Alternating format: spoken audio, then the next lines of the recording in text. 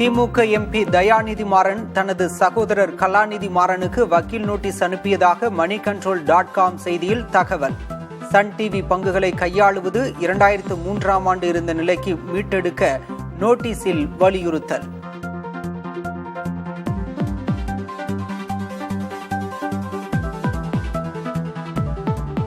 திமுக ஆட்சியில் தொழில்துறை மாபெரும் வளர்ச்சியடைந்துள்ளதாக முதல்வர் மு.க. ஸ்டாலின் பேச்சு.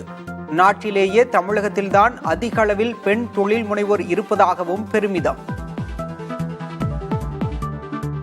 35 லட்சத்திற்கும் மேற்பட்ட பதிவு செய்யப்பட்ட MSME கூட இந்திய அளவில் 3ஆம் இடத்துல இருக்கிற நம்முடைய தமிழ்நாட்டில் இந்த நிறுவனங்கள் மூலமாக 2,47,00,000 நபர்களுக்கு வேலைவாய்ப்பு உருவாக்கப்பட்டிருக்கு. பாமகவில் நிலவும் குழப்பங்களுக்கு திமுக காரணம் இல்லை என ராமதாஸ் பேட்டி. அன்புமணி மன்னிக்கப்படுவாரா என்ற கேள்விக்கு போக போக தெரியும் என பேச்சு.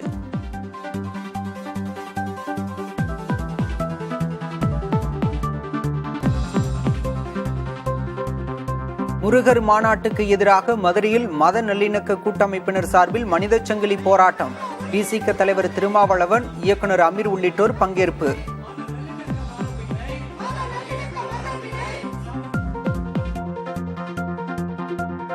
இந்தியாவில் ஆங்கிலத்தில் பேசுவது அவமானம் என நினைக்கும் காலம் வெகு தூரத்தில் இல்லை.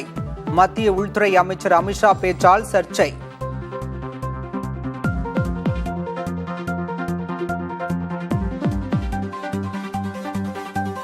ஆஸ்திரேலியா அருகே கைலாசா உள்ளது. நித்யானந்தாவின் சீடர் உயர்நீதிமன்றத்தில் தகவல்.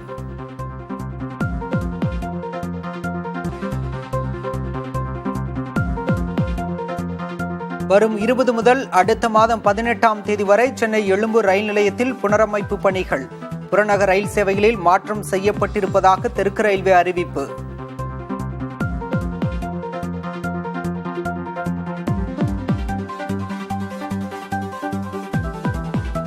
பர்கூர் மலைப்பகுதியில் பரிசோதனைக்கு வர மறுத்த பழங்குடியின கர்ப்பிணி. 4 மணி நேரம் பேசி சம்மதிக்க வைத்து அழைத்துச் சென்ற வட்டார மருத்துவ அலுவலர்.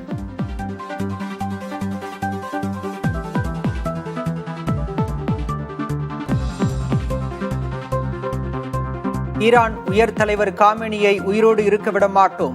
இஸ்ரேல் பாதுகாப்புத்துறை அமைச்சர் காட்ஸ் சூளுரை.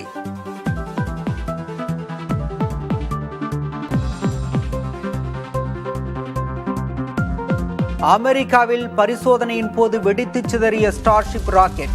இது வெறும் கீறல் மட்டுமே என ஸ்பேஸ் எக்ஸ் நிறுவனர் எலான் மஸ்க் நகைச்சுவை பதில்.